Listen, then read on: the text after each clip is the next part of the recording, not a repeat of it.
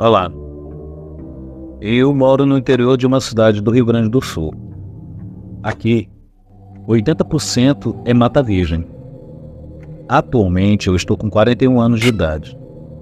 Mas, na minha infância, quando eu tinha 14 anos, eu presenciei uma coisa bem sinistra. Naquela época nós éramos muito pobres e a nossa TV era em preto e branco. Sofá nós não tínhamos. Então estava eu olhando aquela TV com um chuvisco na imagem e estava bem tarde, já era mais de meia-noite. E onde morávamos era um casarão grande com porão e que dava para caminhar de pé nesse porão. O nosso chuveiro ele era um quadro de lonas com um latão que servia como de torneira para tomarmos banho. Até que uma certa hora minha mãe chega em mim e diz: Fábio, você não vai conseguir dormir. E eu escutei barulho de lá fora. Eu não dei muita bola e continuei a olhar a TV. De repente, eu ouvi barulhos nas lonas do chuveiro e pensei logo que foi o nosso cachorro, que ele pudesse ter derrubado as lonas, e com isso eu saí bem bravo. Fui lá no escuro, no porão, sem ver nada, e xinguei pelo nome do cão.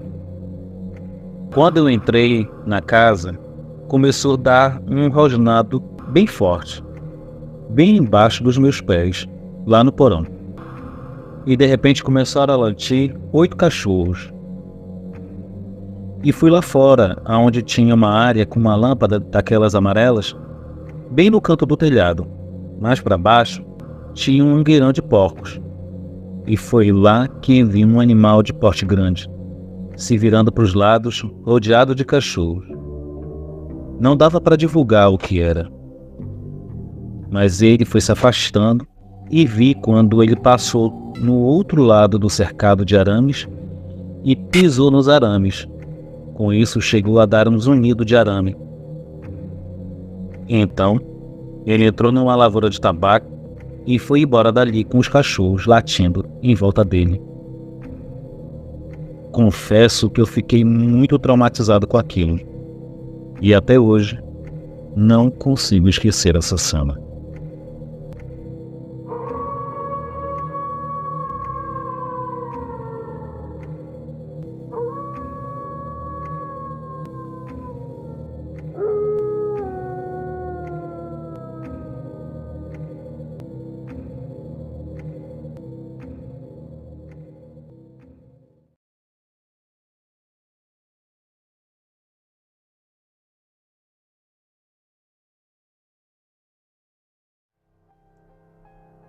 Em meados de 1950, uma das minhas tias morou em uma fazenda de café, no interior do Paraná. Certa vez, uma das minhas primas, que era criança na época, ficou meio amuada, doentinha. Como a cidade era um pouco distante, disseram que, para minha tia, levá-la em uma senhora chamada Marita, que era uma excelente bezendeira. E assim ela fez. Quando minha prima recebeu o benzimento, Dona Marita disse que era mal olhado e que minha tia fizesse um chá de ervas para a menina e retornasse na outra semana. A melhora foi quase instantânea. A menina já saiu da casa da benzedeira bem mais animada e assim minha tia tornou-se amiga da boa velhinha. Com essa amizade, a benzedeira passou a confiar muito em minha tia, contando sua história desde quando mudou-se para a antiga casa de fazenda. E entre esses causos, confidenciou diversos episódios sobrenaturais que aconteciam lá. Ali era uma fazenda muito antiga, e no passado, muitos escravos morreram lá, vítimas da crueldade do fazendeiro. Por conta disso, o ambiente era meio pesado, e coisas muito macabras aconteciam lá. Entre esses episódios, disse que sempre que a lua cheia brilhava no céu, uma criatura surgia. Os cães ficavam loucos latindo e uivando, e saíam em perseguição desse ser a noite inteira. Durante a fase da lua cheia, ninguém conseguia dormir em paz, pois ouviam grunhidos desse misterioso animal rolando nas fezes do chiqueiro, dos porcos e no galinheiro também. Certa vez, a benzedeira ficou à espreita em uma dessas noites, e ao avistar a criatura, lembrou-se de uma história contada pelos antigos, que se fosse oferecido sal à besta, ela voltaria como ser humano pela manhã cobrando o que lhe foi prometido. E assim ela fez. No dia seguinte, um homem de meia idade, magro e pálido, apareceu em sua porta pedindo sal. Era um sujeito que morava na fazenda vizinha e também trabalhava em uma lavoura de café. Ela gelou, quase desmaiou, mas cumpriu o trato. A benzedeira comentou que o conhecia de vista, pois em algumas oportunidades ele participou de um mutirão para capinar o cafezal, prática muito comum naquela época, onde os fazendeiros matavam um novilho e serviam um farto almoço aos participantes convidados de outras fazendas que ajudavam a roçar o mato da plantação. Depois disso, o tal homem nunca mais foi visto. Disseram que ele arrumou as malas e se mudou para o Mato Grosso do Sul, na outra margem do Rio Paraná.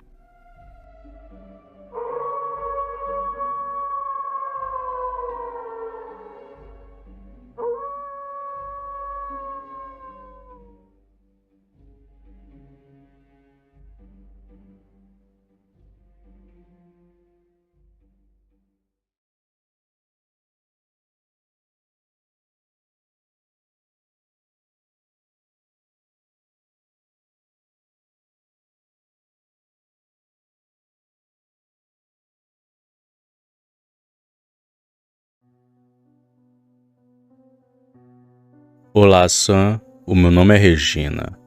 Tenho 35 anos e quero contar um fato que ocorreu no ano de 2003, com a minha mãe e mais outras pessoas na casa da minha avó.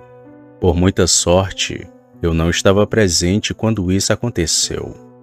Moro na cidade de Lins, interior de São Paulo. Trabalho como médica veterinária. Minha avó é natural do Nordeste, do Maranhão especificamente. Ela veio pra cá quando era criança, junto com meus bisavós. A minha avó conheceu meu avô quando tinha seus 18 para 19 anos. Eles se casaram e foram morar juntos em um sítio. Hoje, infelizmente, meu avô já é falecido. Ele morreu vítima de um AVC. E minha avó herdou o sítio que é onde ela mora atualmente, e o lugar desse ocorrido. No ano de 2003, na época de Quaresma, minha mãe e minha avó estavam planejando fazer uns bolos na Semana Santa, um costume herdado dos nossos antepassados do Nordeste. A vizinha da minha mãe, a Dona Remédios, foi convidada para ir também, que logo aceitou. Ficou combinado de irmos na Sexta-feira Santa e voltarmos no domingo à tarde. Durante a semana nos organizamos e preparamos tudo.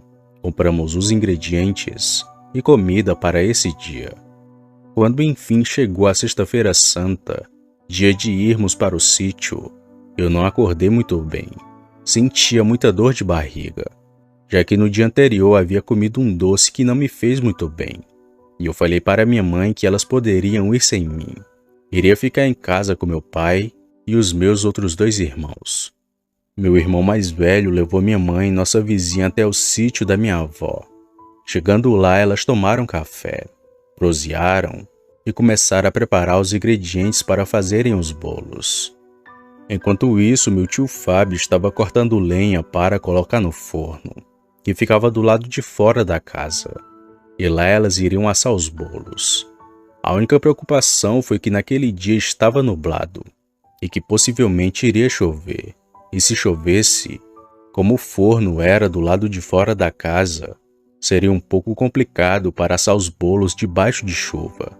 Mas por muita sorte não choveu.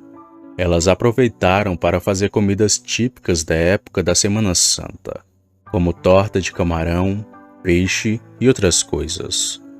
Todos os bolos ficaram prontos por volta de 2 horas da tarde. Tinha bolo de milho, fubá e até de cenoura. Minha mãe conta que por volta das 5 horas da tarde começou a chover bem forte. Então elas entraram para dentro de casa para assistir televisão. Se passando algumas horas após o jantar, minha avó comentou que iria passar na televisão a Via Sacra, que seriam às 7 horas da noite. Minha mãe, minha avó, a dona Remédios e minha prima Rita estavam todas na sala vendo a Via Sacra na televisão. Meu tio havia saído, então só estavam na casa as mulheres. Mesmo já estando tarde da noite, ainda estava chovendo bastante. Foi quando de repente a Rita, minha prima, comentou assim: "Vocês estão escutando esse barulho?" As outras responderam que não. Então minha prima disse: "Tem alguém batendo palma lá fora e tá perto do galinheiro." Então minha mãe baixou o volume da televisão e todas puderam escutar ao longe as galinhas muito agitadas, junto de um som de alguém batendo palmas. Nessa hora minha avó comentou: "Deve ser aquele mesmo lobisomem que aparece de vez em quando aqui no sítio para assombrar a gente." A dona Remédios olhou assustada para minha avó e perguntou: "Lobisomem?" E minha avó respondeu: "Sim, tem uns 2 meses que esse bicho aparece aqui algumas noites. Fica rodeando a casa e assombrando os vizinhos. Às vezes, escutamos como uivos também. Eu não falei para vocês antes para não deixá-las assustadas." Minha mãe diz que não deveria ser lobisomem coisa nenhuma. Isso só poderia ser um ladrão que estava tentando roubar as galinhas. Foi aí que minha mãe decidiu ir até a cozinha para ver o que era da porta da cozinha, já que de lá se podia ver o forno e um pouco mais atrás ficava o galinheiro. Na parte de fora da cozinha tinha uma lâmpada que estava apagada nessa hora. Minha avó disse que não era para acender aquela luz, pois iria atrair o bicho. Só que minha mãe não deu ouvidos à minha avó e acendeu a luz da cozinha mesmo assim. Quando ela olhou pela fresta da porta da cozinha, ela viu uma das coisas mais assustadoras de toda a sua vida. Minha mãe viu um cachorro muito grande perto do galinheiro. Aquele ser estava em 2 patas. Caminhava como se fosse uma pessoa. Tinha pelos escuros, mas que eram falhados na parte do tronco. Seus joelhos pareciam estar quebrados e tinha os olhos vermelhos feitos sangue. Quando a minha mãe viu aquilo, ficou paralisada de tanto medo que sentiu. Aquela fera estava com a galinha em suas mãos. Estava ali parado debaixo de chuva e meio em alerta por terem acendido a luz. Quando minha mãe acendeu a luz, aquela fera olhou diretamente para a porta da cozinha e percebeu que havia gente na casa. Um detalhe que deixou minha mãe com muito medo foi a cabeça daquela criatura, que parecia ser a cabeça de um cachorro deformada, mas que ao mesmo tempo parecia ser uma cabeça de porco. Aquele bicho tinha orelhas tão grandes que batiam uma contra a outra, fazendo um som parecido como de palmas. Minha mãe diz que ficou uns 10 segundos paralisada vendo aquela fera, sem poder se mexer. Quando ela saiu daquele tipo de transe, rapidamente apagou a luz de fora, apagou a luz da cozinha e voltou para a sala e disse a todas o que tinha visto. Minha avó e minha prima começaram a se certificar de que todas as portas e janelas da casa estivessem trancadas, e elas apagaram todas as luzes da casa. Ficaram apenas rezando baixinho na sala. Foi quando de repente elas começaram a escutar passos que se aproximavam, que logo começaram a dar voltas ao redor da casa. Eram passos pesados de uma criatura que parecia ser muito grande. Ouviram também uma respiração pesada e um fedor de podre de carniça. Aquele bicho de vez em quando forçava a porta da sala, e isso durou por várias horas, até que aquele bicho desistiu e começou a se afastar da casa. Naquela noite ninguém dormiu, até que por volta das 2 horas da manhã, meu tio Fábio chegou em casa. o que foi um alívio para todas.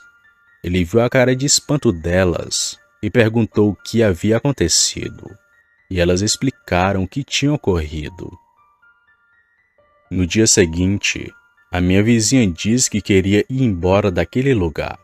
Então minha mãe telefonou para meu irmão e pediu para que ele fosse no sítio da minha avó para poder buscar a nossa vizinha. Ela iria aproveitar a viagem e ia voltar para casa também. Minha avó pediu desculpas a Dona Remédios por tudo o que havia acontecido. Meu tio disse que aquela fera havia feito um estrago. Tinha umas galinhas mortas e um buraco na tela de proteção do galinheiro. Meu tio ficou muito furioso e disse que se aquele bicho aparecesse de novo, iria dar um jeito naquele lobisomem, de um jeito ou de outro. Enfim, eu acredito que tive muita sorte de não ter ido naquele dia.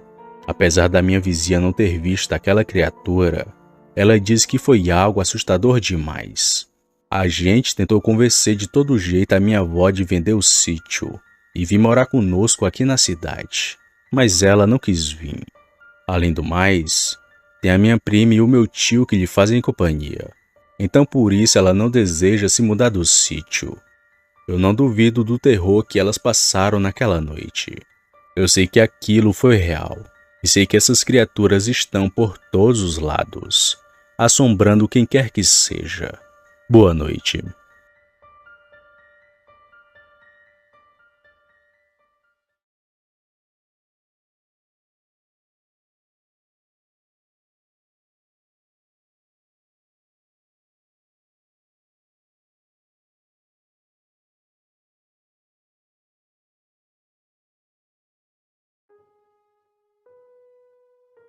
Olá, saudações a todos. Eu me chamo Amanda.